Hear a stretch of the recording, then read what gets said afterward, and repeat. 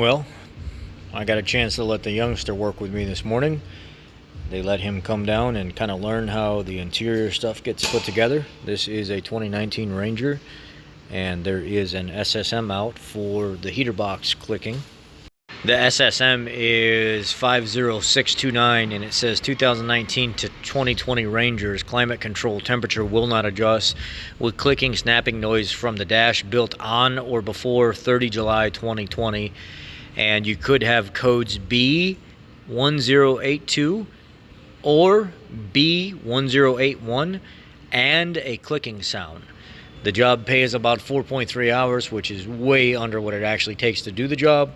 If you were doing these jobs all the time, sure, you could probably get it done right in about 4 or 5 hours. It seems like it's way underpaid for this job, and it sucks that Ford would do something like this to rip the entire interior out of a vehicle just to replace the HVAC box. But it is what it is. The job is done. It's all back together. I'm going to go have one of the porters come down here and vacuum it out, wipe the dash and everything down. It's got an ABS and traction control light on because I have that wheel speed sensor pull out of that axle over there because I got to replace it. It's leaking. And the hub bearing and everything is all tied into the actual axle. So if you ever have a bearing go out or an axle seal go out on one of these Rangers, you got to replace the whole entire axle. They told me yesterday we're on back order. Nice heat, no clicking coming from the HVAC box anymore. So they must have fixed whatever was wrong with it. All the positions are working.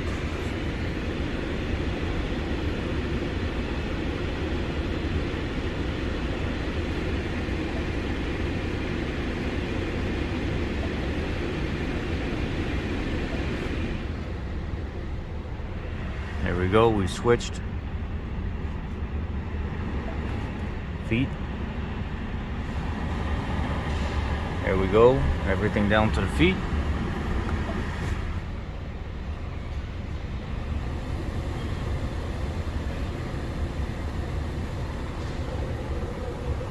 Oh yeah, she's pumping. All right, we're good. System is working as designed. Now we got to get that axle in here. Yeah, it's a little bit of a chore, but this job is not too bad. Pull the two seats, pull the center console. Again, there's a bolt hidden underneath this plastic trim right here in the front. There's a pinch bolt up there that you don't have to take out all the way, but you do have to loosen it. Evacuate the AC, disconnect the heater core lines, pull the expansion valve out of it, put a new expansion valve in, recharge the system, put a new HVAC box and stuff on. There's like 8 10mm bolts. It's not bad. It's actually fairly easy setup once you do it, and then you get into it over and over. Interior work's my butter. A lot of guys hate it. A lot of guys don't. They want nothing to do with it. They want to steer clear away from it. I love interior work. I used to hate it with a passion, but then I started listening to older guys basically tell me to shut up, give it a chance, do it a bunch of times, get frustrated over and over and over again, and then once you've been frustrated so much and things start coming apart easier and easier and easier, then you're like, all right, give me the inside jobs, give me the dash pulls, give me the seat pulls, give me the flow through console pulls. Everything starts to become very, very easy, and then you realize you're actually better than most people at doing it, and you actually make a ton of money off doing it because a lot of guys don't want to do it.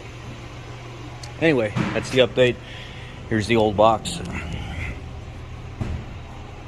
Something to do with the way the mode selection. The issue comes into play when you're switching between your evaporator side and your heater core side on when it's switching between the blending mechanism in here. Sit there and it'll set a couple codes. If you look in the history of my videos here recently, you can see when I pulled this truck in and actually diagnosed it and found the SSM that said there's no diagnostics needed. If one of these two codes are set or you hear a clicking sound coming from this year build date to this year build date Ranger, they realize there's a defective box that was manufactured for it. You have to replace it. That's it. Done with that. Onto the axle. There's the box number. And get somebody down here to clean this when I'm done. So what I believe is going on is, on this old one, that retainer right there that stops this from, it stops the fluid from coming back through and stays in this area. That retainer is sliding forward. On the new one, it's more flush up against it.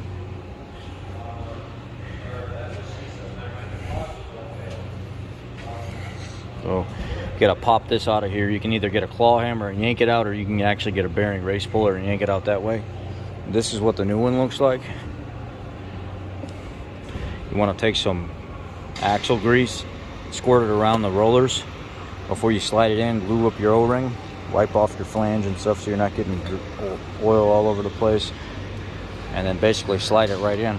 It's gonna pop because the seal's got to go past where it needs to go, but in the meantime, take my little bearing puller. It's a gear wrench bearing puller. Sometimes you need a tool, sometimes you don't, and it kind of just goes in there like so, and a lot of times I can just yank it out of there and that race comes with it.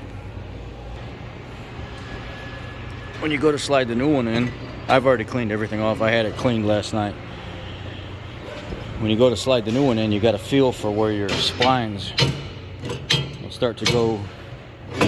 Yep, right there. Line up your bolt holes. I got it. Line up your bolt holes like so. That will slide in there, and then now you're done. At this point, you're locked in.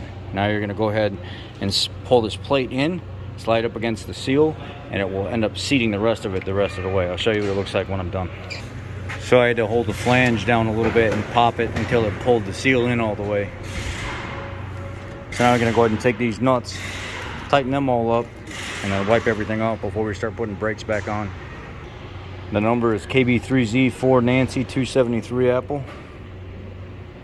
4 of them. Alright, I got the rotor cut and I got the pads in. They've got these clips that slide on these pads. And then you want the squeak warning indicator on the bottom down here. I'm going to put a light smear here, and a light smear here of caliper grease. Just real light, just faint. So when the pads are applying and there's no grunt. I got this side cut and installed. I just got to clean it off real quick a little bit, but new pads. I cut it anyway, even though Ford's not paying me to cut this side. Because of the fluid contamination over there leaking out of that axle, I can claim that guy's brakes, but they will only pay me to cut one rotor, not both. So I'm not going to put these pads on and not at least brush cut this and put new pads on this side. So I kind of gave that one away. Take care of the customer. Well, so far so good. No lights, no warnings, no nothing. Brakes feel really good. Going for a quick test drive, 10 miles, right back.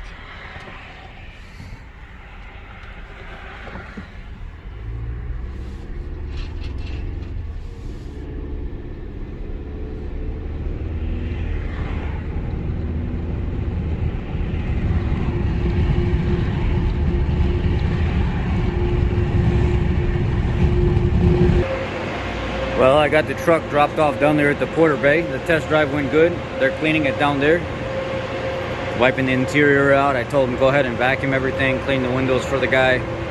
No leaks. Brakes ended up being really good, and the customer will be happy.